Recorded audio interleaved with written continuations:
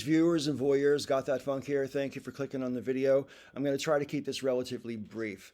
I was contemplating what I was what topics I want to talk about in the next couple of days and weeks going forward, and it occurred to me that before I even do that, I need to do this disclaimer video because I have to acknowledge out loud up front that I recognize two things which are going to be very pertinent to my commentary going forward.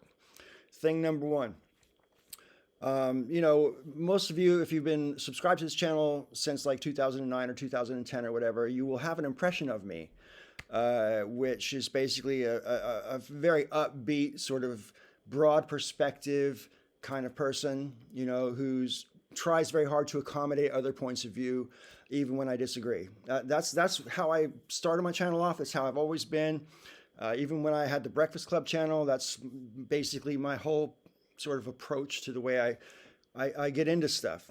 That guy's still here, okay? But as my comrades from the Breakfast Club can attest, for the past 10 years or so, I have been fighting off grumpy old man syndrome like a fucking tiger, all right? And a couple years ago when I was suffering from depression, I was losing that fight, I have to admit it. And every once in a while, it still comes and kicks my ass. I'm not 100% sure I've completely climbed out of that hole, but I am definitely way better than I used to be, which is why I'm back on my channel. And I just want to say that going forward, you're going to see a lot of rants. You're going to see a lot of fucking pissed off Paul videos because Paul is pissed the fuck off. All right.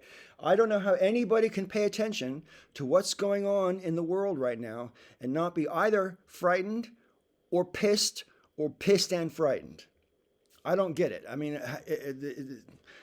there seems to be a general underreaction, which I find striking. So that's point number one. Point number two, and I'll try to keep this brief as well.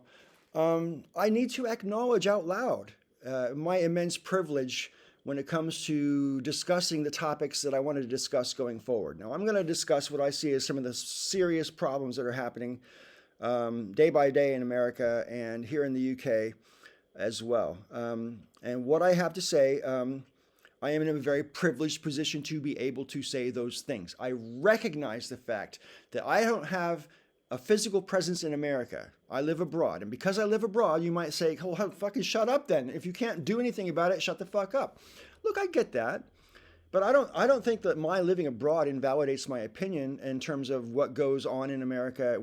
If I can see things and offer a perspective, I think I should be able to do that without the fact that I don't live there counting against me. I feel the same way about a foreign person who is commenting on what's going on in America. If someone's in Germany and saying, hey guys, you should really be paying more attention to what's going on, I don't think that invalidates their opinion just because they're foreign, right?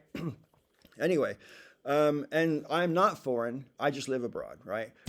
Same is true for commentary about issues in Britain. Just because I'm from another country, I have permanent legal residence in this country. I'm going nowhere. This is where I'm going to live for the rest of my life. And therefore, what happens in this country matters to me. It directly affects me. I don't get a vote because I'm foreign. So if I don't get a vote, you can be fucking damn sure I'm going to use my voice. That's the least you can fucking allow me. All right. If you believe in free speech, you either believe it for everybody or you don't believe in it. That's just my liberal point of view. Anyway, much love and respect. I want to thank you all for watching this video. May all your ups and downs be ups. Power to the peaceful.